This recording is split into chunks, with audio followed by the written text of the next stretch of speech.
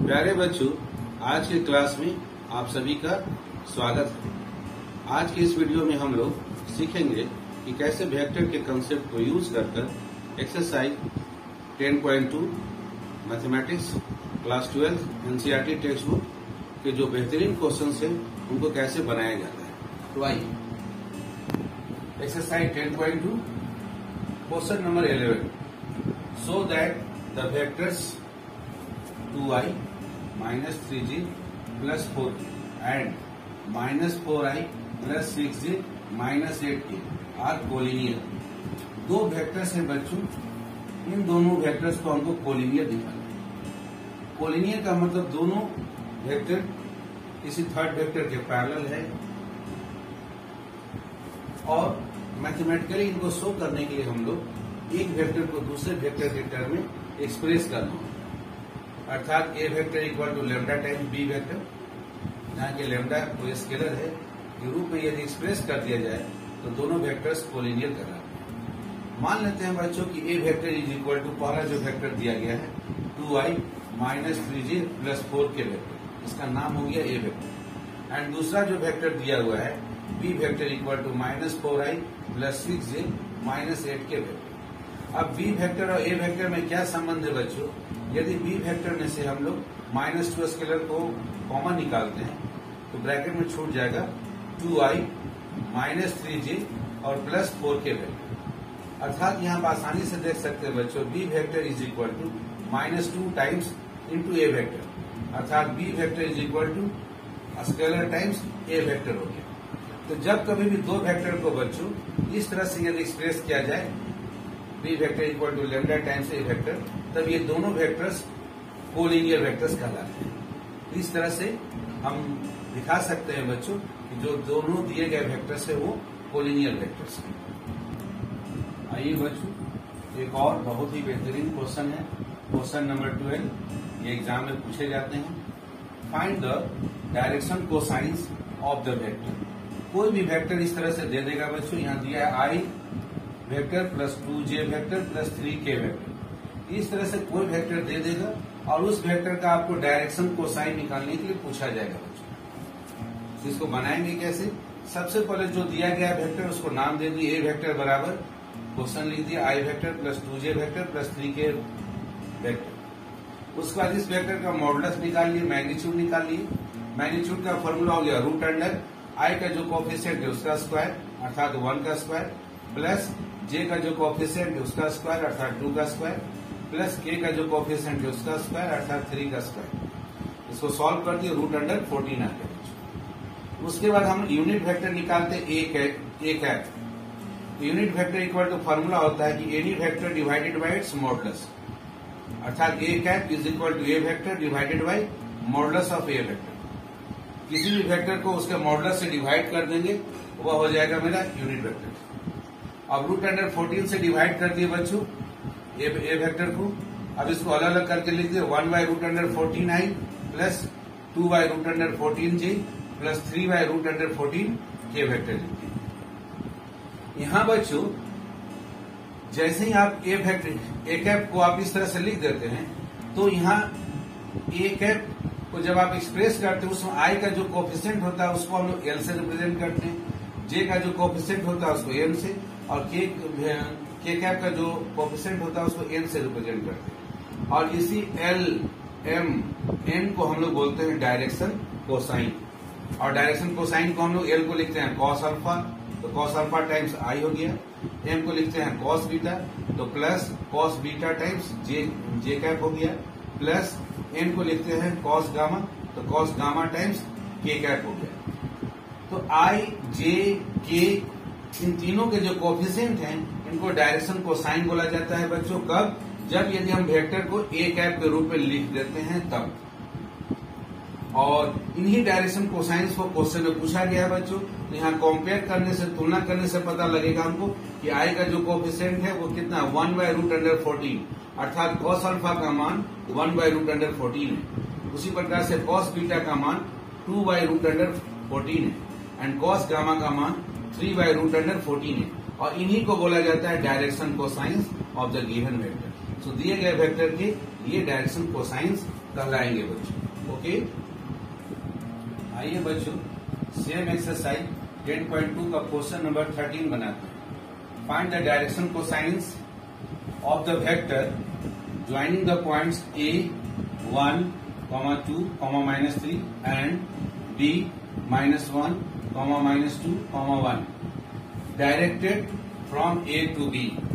अर्थात हमें direction cosine पता लगाना है बच्चों किसका, ए बी वेक्टर का, ए से बी की ओर जिसका डायरेक्शन है, अर्थात ए बी वेक्टर का डायरेक्शन कोसाइन पता लगाना है, जहां ए पॉइंट का जो कोऑर्डिनेट है वो दिया हुआ है और बी पॉइंट का भी कोऑर्डिनेट दिया हुआ है। तो फिगर में समझने के लिए बच्चों हमने दिखा दिया ए पॉइंट का कोऑर्डिनेट यहाँ 1, 2 और -3 को दिखा दिया, बी पॉइंट का कोऑर्डिनेट -1, -2, 1 को दिखा दिया और दोनों पॉइंट को उसके मूल बिंदु ओरिजिन से हमने कनेक्ट कर दिया, ओ से कनेक्ट कर दिया, जो कि मूल बिंदु का कोऑर्डिनेट हो गया 0, 0, 0। तो यहाँ ओए वेक्टर को हम लोग क्या लिख सकते हैं बच्चों, I + 2j - 3k। उसी तरह से ओबी वेक्टर को लिख सकते हैं -I - 2j और +k लिख सकते हैं। तो हम लोग बच्चों यहाँ गिवन ओए वेक्टर का वैल्यू लिख लिए, I वेक्टर + 2j - 3k और उसी तरह से ओबी वेक्टर -I - 2j +k। यहाँ जो I, J, K का कोफिशिएंट है बच्चों वही बी पॉइंट का कोऑर्डिनेट है और उसी प्रकार से ओए वेक्टर में ए पॉइंट का जो कोऑर्डिनेट है बच्चों वही आपका I, J and K vector का कोफिशिएंट्स है। हम लोग ऑलरेडी सीख चुके हैं बच्चों, यदि ए बी वेक्टर निकालना है तो हम लोग क्या करते हैं कि बी पॉइंट का पोजीशन वेक्टर, टर्मिनल पॉइंट का position vector minus initial point का पोजीशन वेक्टर निकालते हैं और ए बी वेक्टर पता लगाते हैं। तो ओ बी वेक्टर का वैल्यू लिख लिए -I - 2j +k। उसके बाद बच्चों माइनस, उसके बाद हम लोग ओए वेक्टर को लिखेंगे। ओए वेक्टर है हमारा I + 2j -3k और इस पूरे को सब्ट्रैक्ट करना है। अब I वाले में से I वाले को माइनस किया, -I -2i हो गया बच्चों, -2j और -2j -4j और +k और माइनस +3k तो मिलकर हो गया 4k। अब बच्चों इस ए बी वेक्टर का हम लोग मॉडुलस निकालते हैं। मॉडुलस के लिए √ I, J एंड K का जो कोफिशिएंट है इन तीनों के स्क्वायर्स को जोड़ देते हैं बच्चों, अर्थात √(-2 का स्क्वायर प्लस J का जो कोफिशिएंट है -4 का स्क्वायर प्लस K का जो कोफिशिएंट है 4 का स्क्वायर। सॉल्व कीजिए बच्चों इसको, तो सॉल्व करने से 4 का स्क्वायर 16 + 16 32 और +4 36, √(36) सॉल्व करने से आ गया 6। अब ए बी कैप निकालेंगे बच्चों, ए बी डायरेक्शन, ए से बी डायरेक्शन में यूनिट वेक्टर, तो ए बी वेक्टर को उसी के मॉडुलस से डिवाइड कर देंगे, अर्थात 6 से आप डिवाइड कर देंगे ए बी वेक्टर को, आपको मिल जाएगा -2i / 6 हो गया है, -4/6 j + 4/6 k। इनको थोड़ा सिंप्लीफाई कर दे, -1/3 i -2/3 j + 2/3 k। अभी आपने देखा बच्चों यहाँ जब आप यूनिट वेक्टर के टर्म एक्सप्रेस कर दिए तो ये जो कोफिशिएंट है I, J और K इन्हीं को हम लोग बोलते हैं डायरेक्शन कोसाइंस। ये हो गया Li + Mj + Nk और ये Lmn, ये तीनों डायरेक्शन कोसाइंस कहलाते हैं। यहाँ डायरेक्शन कोसाइंस क्या क्या आ गया बच्चों, दिए गए वेक्टर ए बी वेक्टर का -1/3 हो गया, फिर दूसरा -2/3 एंड तीसरा हो गया 2/3। ये हो गया डायरेक्शन कोसाइन। जब आपको ए से बी पॉइंट को आप कनेक्ट करेंगे तो उस डायरेक्टेड लाइन का ये हो गया डायरेक्शन कोसाइंस। ओके बच्चों, आइए बच्चों अब हम लोग बनाते हैं question number 14। So that the vector I + J + K is equally inclined to the axis OX, OY and OZ। Show करना है बच्चों कि ये जो वेक्टर है I + J + K, ये वेक्टर बच्चों इक्वली इंक्लाइन मतलब बराबर बराबर एंगल बना रहा है, किनके साथ, x एक्सिस के साथ, y एक्सिस के साथ एंड z एक्सिस के साथ। यदि ये वेक्टर इक्वल एंगल बना रहा है X axis, Y axis, Z axis के साथ। इसका कहने का मतलब है इस वेक्टर का जो डायरेक्शन कोसाइन होगा वो तीनों एक्सिस के साथ बराबर बराबर होगा, तभी हम लोग बोलेंगे कि जो एंगल बन रहे हैं वो इक्वल इक्वल एंगल बन रहे हैं। अर्थात दिए गए वेक्टर का हम लोग सबसे पहले डायरेक्शन कोसाइन निकालते, और डायरेक्शन कोसाइन निकालना हम लोग जानते हैं बच्चों कि जो भी दिया गया वेक्टर है उसका यूनिट वेक्टर निकालना। तो मान लेते हैं कि A vector is equal to I vector plus J vector plus K vector. अब इस वेक्टर का मैग्नीट्यूड निकालते हैं, under root I J and K जो भी कोएफिशिएंट है उनके स्क्वायर्स को ऐड कर देते हैं अंडर रूट में। तो अंडर रूट 1 का स्क्वायर प्लस 1 का स्क्वायर प्लस 1 का स्क्वायर, ये सॉल्व होकर हो गया रूट अंडर 3। अब ए कैप निकालने के लिए बच्चों ए वेक्टर में उसी के मैग्नीट्यूड से डिवाइड कर देते हैं, तो हमको प्राप्त होगा A cap equal to 1 by root 3 I plus 1 by root 3 J cap plus 1 by root 3 K cap. यहाँ बच्चों जो 1 बाई रूट 3 आया ये हो गया कॉस अल्फा, 1 बाई रूट 3 जो है ये हो गया कॉस बीटा, अगला जो 1 बाई रूट 3 जो के कैप के साथ है ये हो गया कॉस गामा। ये हो गए direction cosines of given vector. So direction cosines of the given vector हो गया कॉस अल्फा का मान हो गया 1 बाई रूट 3, कॉस बीटा का भी मान हो गया 1 बाई रूट 3 और कॉस गामा का भी मान हो गया 1 बाई रूट 3। अब यहाँ से हम लोग बच्चों अल्फा एंगल निकालेंगे तो उसका वैल्यू हो जाएगा cos inverse 1 by root 3, beta angle निकालेंगे तो cos inverse 1 by root 3, gamma angle निकालेंगे तो कॉस इनवर्स 1 बाई रूट 3। आप यहाँ साफ साफ देख सकते हैं बच्चों ये alpha beta and gamma, alpha angle जो कि दिया गया वेक्टर एक्स एक्सिस के साथ जो एंगल बनाता है सो है आपका अल्फा एंगल, और दिया गया वेक्टर जो वाई एक्सिस के साथ एंगल बनाता है वो है आपका बीटा, और दिया गया वेक्टर जो जेड एक्सिस के साथ ओजेड के साथ जो एंगल बनाता है उसका नाम है गामा। तो आप यहाँ देख सकते हैं कि तीनों एंगल बच्चों अल्फा हो या बीटा हो या गामा तीनों का मान आ रहा है कॉस इनवर्स 1 बाई रूट 3 आ रहा है। अर्थात दिया गया वेक्टर एक्स एक्सिस के साथ, वाई एक्सिस के साथ और जेड एक्सिस के साथ तीनों के साथ बराबर बराबर एंगल बना रहा है। सेम एंगल बनाने की वजह से हम लोग बोल सकते हैं कि जो दिया गया वेक्टर है वो इक्वली इंक्लाइंड है, बराबर बराबर झुका हुआ है। किसके तरफ? एक्स एक्सिस के तरफ, वाई एक्सिस के तरफ एंड जेड एक्सिस के तरफ। Hence the vector I cap plus J cap and K cap makes equal angle to the axis O X, O Y and O Z. इस तरह से हम लोग कर सकते हैं कि दिया गया वेक्टर इक्वली इंक्लाइंड है X axis, Y axis and Z axis के साथ। ओके बच्चों, आइए बच्चों एक्सरसाइज 8.2 का एक बहुत ही सुंदर सा क्वेश्चन है, question number 15। Find the position vector of a point R. R point का पोजीशन वेक्टर हमको पता लगाना है, अर्थात ओ आर वेक्टर पता लगाना है जहां की वो हमारा ओरिजिन पॉइंट है।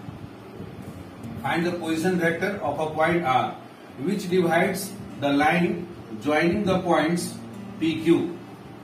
ये आर क्या करता है, उस लाइन को जो कि पी क्यू को ज्वाइन कर रहा है उसको इंटरनली और एक्सटर्नली डिवाइड कर रहा है 2:1 के रेशियो में। और पी और क्यू पॉइंट का पोजीशन वेक्टर दिया हुआ है।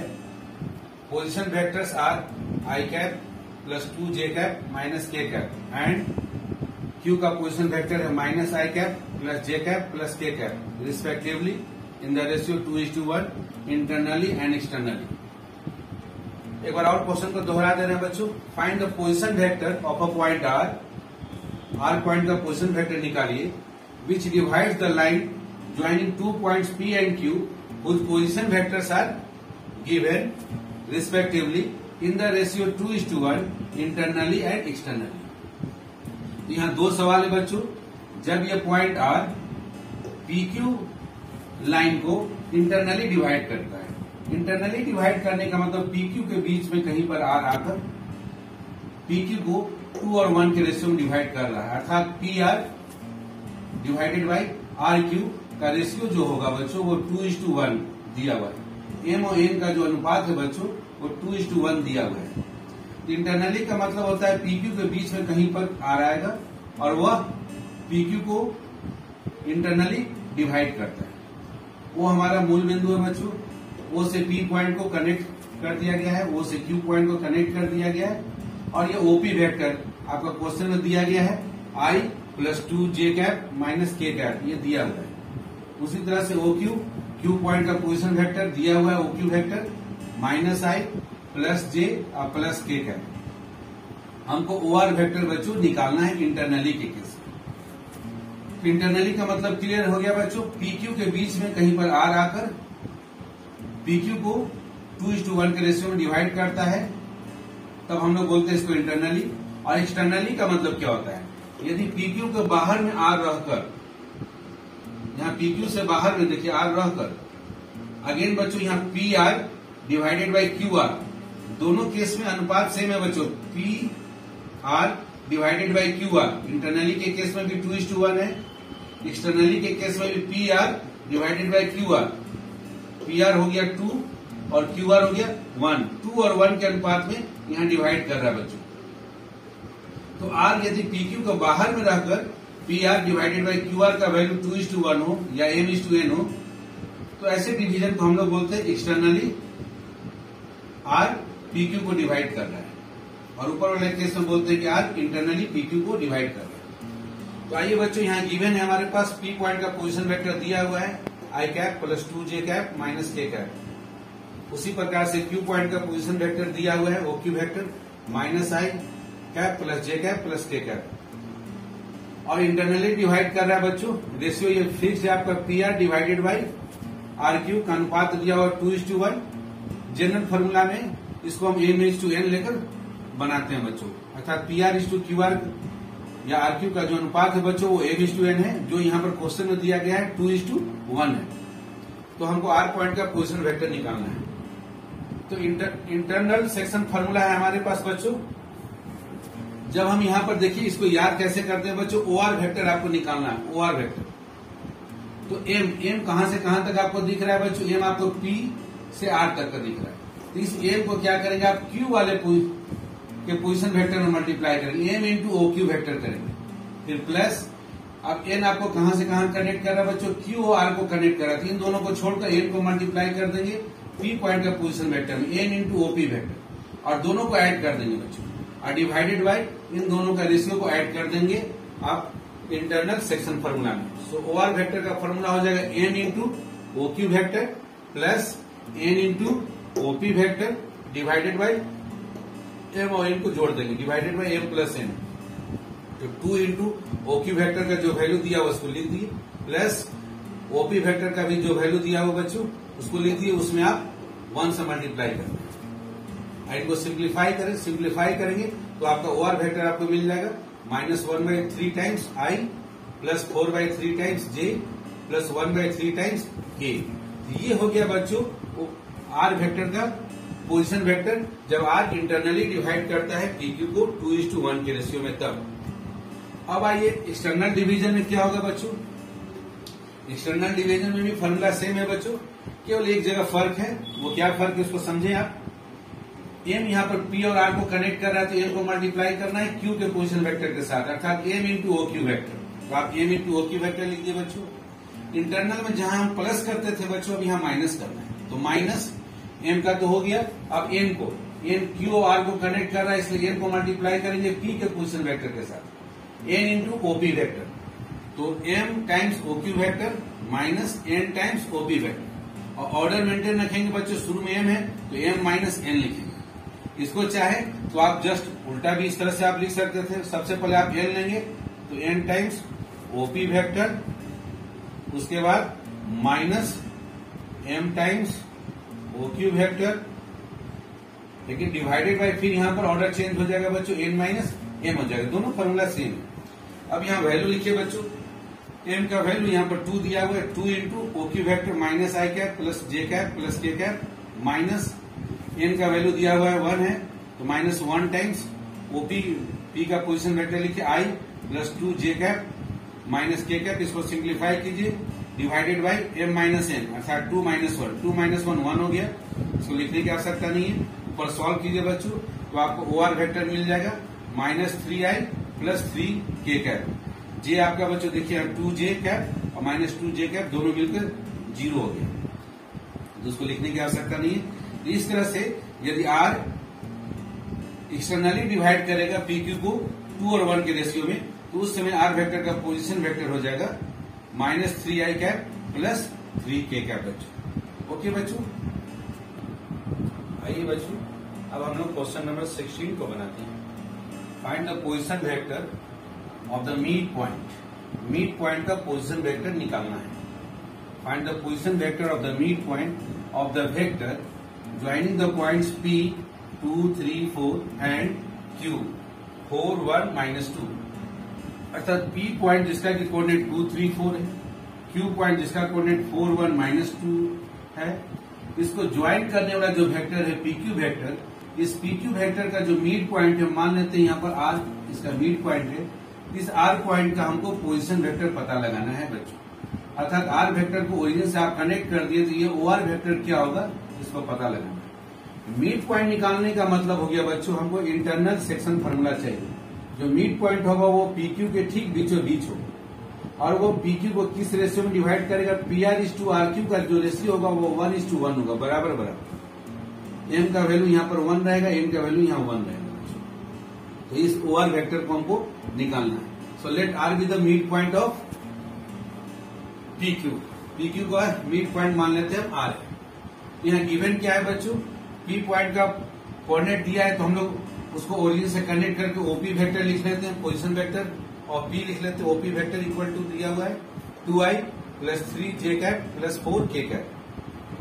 उसी तरह से OQ वेक्टर निकाल लेते हैं। Q का कोऑर्डिनेट दिया हुआ है 4i + j - 2k, और रेशियो दिया हुआ PR/QR। इंटरनली चूंकि डिवाइड कर रहा है तो रेशियो है 1:1, अर्थात M/N का रेशियो 1:1 है। तो इंटरनल सेक्शन फॉर्मूला हम लोग याद करते हैं बच्चों, क्या था हमारे पास, OR vector is equal to था M को, M चूंकि P और R को कनेक्ट कर रहा है तो M को मल्टीप्लाई करते हैं Q का पोजीशन वेक्टर के साथ, प्लस फिर N को मल्टीप्लाई करते हैं, N चूंकि R और Q को कनेक्ट कर रहा है तो N को मल्टीप्लाई करते हैं P वाले के पोजीशन वेक्टर के साथ, अर्थात plus N times OP vector divided by फिर दोनों का सम M + N। सो फॉर्मूला था हमारे पास M times OQ vector plus N times OP vector divided by इन दोनों का सम M + N। यहाँ M भी 1 है, N भी 1 है बच्चों, तो 1 से मल्टीप्लाई कर दिए, नीचे में डिवाइडेड बाई 1 + 1 क्या हो गया 2। तो OP vector plus OQ vector divided by 2। तो यदि R मेरा बच्चों मिड पॉइंट है तो मिड पॉइंट का पोजीशन वेक्टर निकालने के लिए फॉर्मूला डायरेक्ट हमारे पास हो गया। आप इसको डायरेक्ट इस्तेमाल कर सकते हैं बच्चों। OP vector plus OQ vector divided by 2, जहां R क्या है, R हमारा मिड पॉइंट है। R यहाँ पर हमारा मिड पॉइंट है, बीचों बीच का पॉइंट है, PQ के बीच है। ओके बच्चों, अब आप लिखिए OP वेक्टर का वैल्यू लिख लीजिए 2i + 3j + 4k। ओके बच्चों, उसी तरह से प्लस OQ वेक्टर का वैल्यू लिखिए 4i + j - 2k divided by 2। अब i वाले को i के साथ जोड़िए, 4i + 2i 6i divided by 2 आ गया आपको 3i + 3j + j 4j divided by 2 हो गया प्लस 2j, और 4k और में से -2k चला गया तो आपके पास बच गया 2k, उसमें 2 से डिवाइड कर दिए तो k। तो यही मिड पॉइंट का पोजीशन वेक्टर हो गया बच्चों, OR वेक्टर। R पॉइंट का अगर कोऑर्डिनेट लिखना है आपको तो आ गया आपका 3, 2 एंड 1, और उसका पोजीशन वेक्टर हो गया बच्चों 3i + 2j + k। Okay,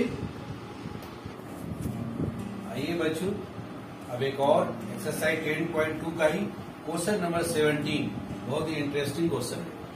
so that the points A, B, C, ये 3 पॉइंट्स है बच्चों, इनके पोजीशन वेक्टर दिए गए। So that the points A, B and C with position vectors A vector equal to 3i -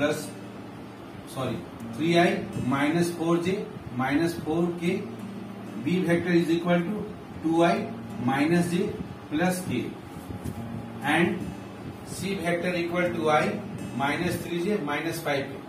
A, B, C ये तीनों के position vector दिए गए हैं रिस्पेक्टिवली क्रम से। फॉर्म द वर्टिसेस, ये जो तीनों पॉइंट्स है एक राइट एंगल ट्रायंगल का निर्माण करते हैं, फॉर्मेशन करते हैं, ये हमको शो करना है, दिखाना है बच्चों। A पॉइंट का पोजीशन वेक्टर दिया है, ओरिजिन से कनेक्ट कर दी, OA वेक्टर दिया हुआ है बच्चों 3i - 4j - 4k। B point का पोजीशन वेक्टर OB वेक्टर दिया हुआ है 2i - j + k। और उसी तरह से C पॉइंट का पोजीशन वेक्टर OC वेक्टर दिया हुआ है i -3j -5k ये दिया हुआ है बच्चों। अब ये तीनों OA OB vector OC vector दिया हुआ है, हमको दिखाना है कि ABC एक राइट एंगल ट्रायंगल का निर्माण करते हैं। तो सबसे पहले हम लोग बच्चों OA vector OB vector OC vector लिख लिए गिवन में। अब AB वेक्टर निकालेंगे। AB वेक्टर का फॉर्मूला है OB vector minus OA vector. OB vector का वैल्यू आप लिख लें 2i minus j plus k cap minus OA vector का वैल्यू आप लिख लें 3i minus 4j minus 4k। इसको सिंप्लीफाई करें बच्चों, i वाले को i के साथ, j वाले को j के साथ, k वाले को k के साथ सॉल्व करें। AB वेक्टर आपको मिलेगा -i plus 3j plus 5k cap. अब इस AB वेक्टर का मैग्नीट्यूड निकाले बच्चों, under root i j k के जो कोफिशिएंट है इन तीनों के स्क्वायर्स को ऐड कर दें, तो रूट अंडर में -1 का स्क्वायर प्लस 3 का स्क्वायर और प्लस 5 का स्क्वायर, इनको सॉल्व करेंगे रूट अंडर 35। AB वेक्टर का मैग्नीट्यूड रूट अंडर 35 आ जाएगा। उसी प्रकार से बच्चों BC वेक्टर निकालिए। C वेक्टर का position vector minus B vector का position vector, OC vector minus OB vector. OC vector का जो वैल्यू दिया हुआ है लिख ले बच्चों, i -3j -5k, इसमें से माइनस कर ले। OB वेक्टर का पोजीशन वेक्टर लिखे 2i माइनस j और प्लस k, इसको सॉल्व कीजिए। तो सॉल्व करने पर BC वेक्टर प्राप्त होगा -i minus 2j minus 6k का। अब इस BC वेक्टर का मैग्नीट्यूड निकाले बच्चों, under root i j and k के जो भी कोफिशिएंट है उन तीनों के स्क्वायर्स को जोड़ दें अंडर रूट में, -1 का स्क्वायर प्लस -2 का स्क्वायर प्लस -6 का स्क्वायर, इसको सॉल्व कीजिए तो रूट अंडर 41 आ गया। तो BC वेक्टर का मैग्नीट्यूड आ गया बच्चों रूट अंडर 41, अर्थात BC साइड का वैल्यू हम लोग निकाल दिए root under 41 unit. AB side का मैग्नीट्यूड निकाल लिए हम लोग रूट अंडर 35 यूनिट। अब CA वेक्टर निकालते हैं। CA वेक्टर को OA vector minus OC vector लिख सकते हैं उसी प्रकार से, टर्मिनल पॉइंट का position vector minus initial point का पोजीशन वेक्टर। अब OA वेक्टर आप लिख ले 3i minus 4j minus 4k है, माइनस उसमें से OC वेक्टर को माइनस करें, i vector minus 3j minus 5k को, तो सॉल्व करने पर CA वेक्टर प्राप्त होगा 2i माइनस j और प्लस k का। अब इस CA वेक्टर का मैग्नीट्यूड निकाल ले, अर्थात CA साइड का लेंथ निकालें, root under i j k के कोफिशिएंट, तीनों कोफिशिएंट के स्क्वायर्स को ऐड कर दें, तो रूट अंडर में 2 का स्क्वायर प्लस -1 का स्क्वायर और प्लस 1 का स्क्वायर, सिंप्लीफाई कीजिए रूट अंडर 6 यूनिट्स आ गया। अर्थात थर्ड साइड जो CA साइड है ट्रायंगल का, उसका वैल्यू आ गया रूट अंडर 6। आप क्लियरली यहाँ देख सकते हैं बच्चों, AB साइड जो आया, AB साइड अर्थात AB वेक्टर का जो मैग्नीट्यूड आया उसका स्क्वायर प्लस दूसरा जो CA साइड का मैग्नीट्यूड जो आया है बच्चों मॉडुलस ऑफ CA वेक्टर उसका स्क्वायर, दोनों को जोड़े आप स्क्वायर करके दोनों को जोड़ दें, तो रूट अंडर 35 का स्क्वायर प्लस रूट अंडर 6 का स्क्वायर, रूट से फ्री हो जाएगा 35 प्लस 6, ये हो गया 41। 41 को आप देख सकते हैं रूट अंडर 41 का स्क्वायर, और रूट अंडर 41 कुछ और नहीं, ये क्या है BC साइड का वैल्यू है बच्चों। BC वेक्टर का जो मैग्नीट्यूड है वो है आपका रूट अंडर 41 और उसका स्क्वायर हो गया, अर्थात मॉडुलस BC वेक्टर का स्क्वायर। तो आप यहाँ आसानी से देख सकते हैं बच्चों, ABC जो ट्रायंगल है उस ट्रायंगल में AB साइड का स्क्वायर प्लस CA साइड जो है उसका स्क्वायर, इन दोनों छोटे छोटे साइड्स के स्क्वायर का जो सम है वो थर्ड जो साइड BC साइड है उसके स्क्वायर के बराबर है। तो बाय पाइथागोरस थ्योरम से बच्चों हम लोग कह सकते हैं यदि दो साइड्स किसी भी ट्रायंगल में दो साइड्स के स्क्वायर का सम थर्ड साइड के स्क्वायर के बराबर हो तो converse of Pythagoras theorem, Pythagoras theorem का कन्वर्स बोलता है बच्चों, तो वह ट्रायंगल कैसा होगा, राइट एंगल ट्रायंगल होगा। और इन दोनों में जो कॉमन आपका जो वर्टिसेस दिख रहा है ए बच्चों, ये आपका क्या होगा, राइट एंगल होगा। और ए एंगल के सामने का जो साइड है BC साइड, वही सबसे आपका लार्जेस्ट साइड होगा जिसका कि स्क्वायर आप लिखे हैं, क्योंकि आप पढ़े हैं कि हाइपोटेन्यूज का जो स्क्वायर होगा अन्य दोनों साइड के स्क्वायर के सम के बराबर होता है। तो इस तरह से आप देख सकते हैं कन्वर्स ऑफ पाइथागोरस थ्योरम से कि दो साइड के स्क्वायर का सम यदि थर्ड साइड के स्क्वायर के बराबर हो तो वो ट्रायंगल राइट एंगल ट्रायंगल होता है, और जो थर्ड साइड है थर्ड साइड के ठीक सामने वाला जो एंगल होगा वो राइट एंगल होगा। जो थर्ड साइड, जो सबसे बड़ा साइड है, वो हमारा हाइपोटेन्यूज होता है। तो हाइपोटेन्यूज के ठीक सामने वाला जो एंगल होगा वो राइट एंगल होगा। तो बीसी के ठीक सामने आपका एंगल ए होगा, एंगल ए आपका right angle. So ABC is right angle triangle हो गया, इस तरह से शो हो गया। और कौन सा एंगल राइट एंगल होगा? Right angle at A angle उसका राइट एंगल हो गया, बीसी उसका हाइपोटेन्यूज हो गया। ओके बच्चों, तो इस तरह से हम लोग दिखा सकते हैं, शो कर सकते हैं एबीसी एक राइट एंगल ट्रायंगल है जिसका की एंगल है 90 डिग्री। ओके, इस तरह से बच्चों आप वेक्टर के बेसिक कंसेप्ट को उपयोग में लाएं और उपयोग में लाकर एक्सरसाइज 10.2 के सारे प्रॉब्लम्स को आप आसानी से बना सकते हैं। फिर भी यदि कोई डाउट्स रहता है तो मेरे कमेंट बॉक्स में लिखना ना भूलें। Okay, thank you so much बच्चों।